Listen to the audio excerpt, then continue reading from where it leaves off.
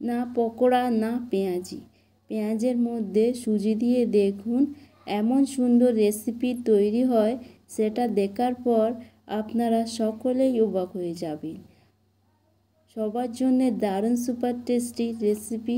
তাহলে দেরি না করে চলুন দেখে নেওয়া যাক কিভাবে আমি রেসিপিটা তৈরি করছি।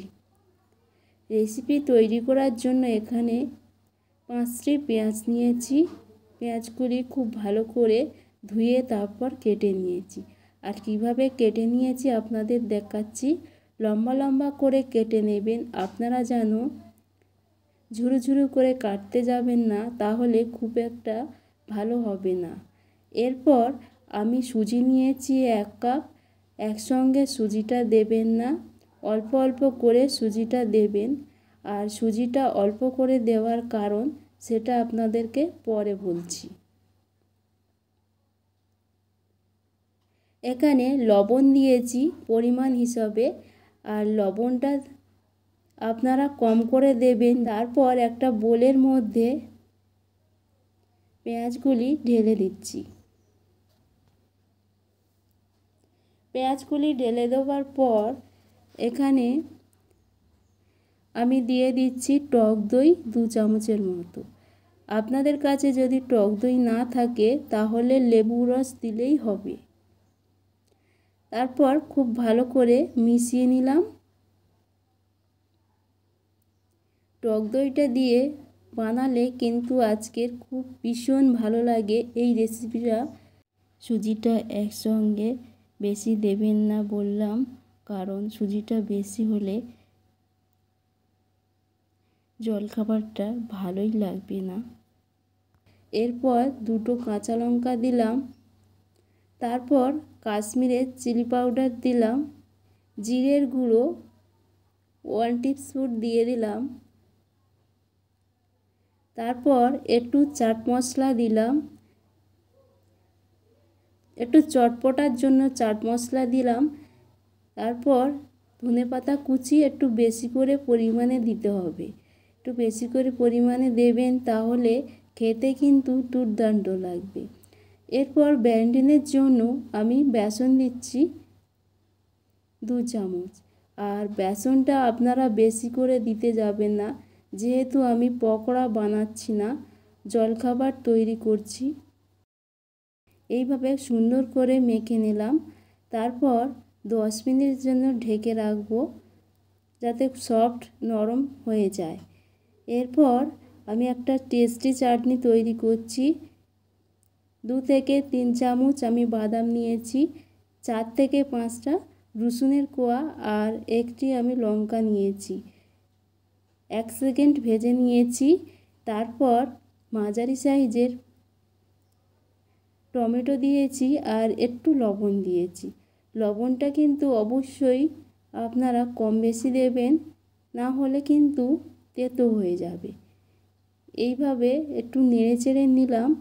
তারপরে কালারের জন্য কাশ্মীরে চিলি পাউডার দিয়ে দিলাম। চাটনিটা দেখতে ভীষণ সুন্দর হয়, তার জন্যে কালারটা দিলাম। আপনারা কালার না দিয়েও টেস্টি চাটনি তৈরি করে নিতে পারেন।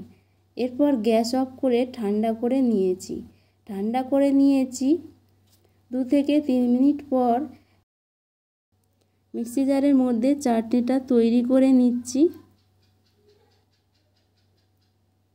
চাটনিটা খুব সুন্দরভাবে তৈরি হয়ে গেছে।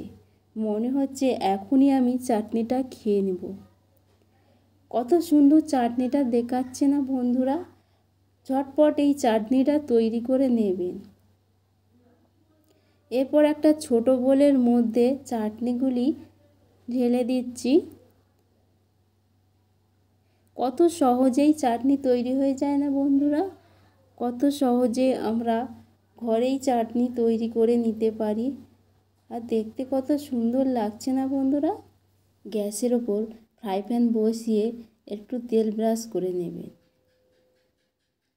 তারপর হাতা সাহায্যে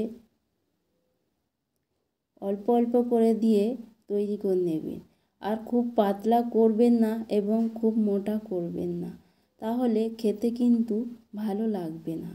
পাতলা করলে খেতে ভীষণ ভালো লাগবে। এইভাবে তৈরি করে টিফিন বক্সে পাঠাবেন, বাচ্চারা ভীষণ পছন্দ করবে, তার সঙ্গে বড়রাও খেতে চাইবে। এইভাবে ঢাকা দিয়ে দিলাম যাতে সুন্দরভাবে সিদ্ধ হয় আর ওপরে সফট হয়ে যায়।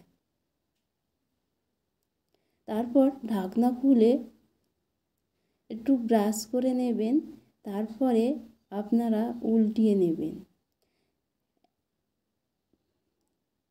যখন এক সাইড হয়ে যাবে তারপর অপর সাইডটা উল্টিয়ে ভেজে নেবেন।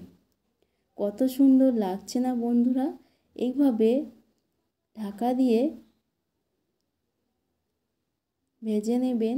আর আমি এটা পকোড়া না করছি, এইভাবে উল্টে পাল্টে ভালো করে ভেজে নেবেন। যখনই ভাজা হয়ে যাবে তুলে নেবেন। তারপরে একইভাবে আর একবার তেল ব্রাশ করে নিয়েছি, তারপর হাতা দিয়ে সুন্দর করে তৈরি করে নেবেন। আজকের রেসিপিটা দারুণ একটা টেস্টি রেসিপি। আপনারা পেঁয়াজ দিয়ে বিভিন্ন ধরনের রেসিপি তৈরি করেছেন, তবে এইভাবে তৈরি করবেন, আশা করছি আপনাদের কাছে ভীষণ ভীষণ ভালো লাগবে।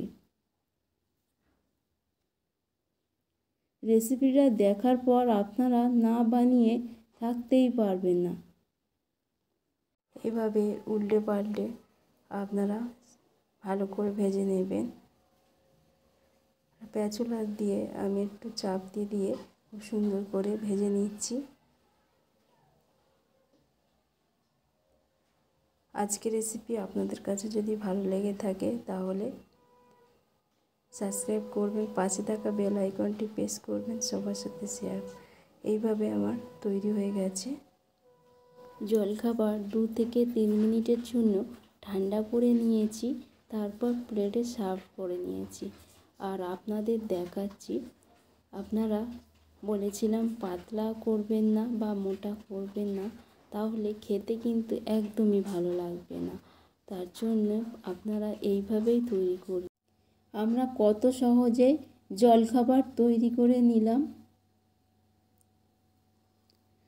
এরপর বাদামের চাটনি দিয়েই খাবেন, ভীষণ ভালো লাগে।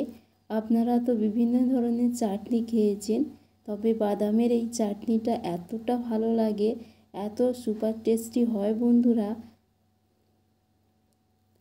আশা করছি আপনাদের কাছে ভিডিওটি ভালো লেগেছে।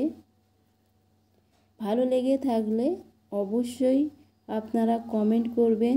সবাই ভালো থাকবেন, সুস্থ থাকবেন। ধন্যবাদ।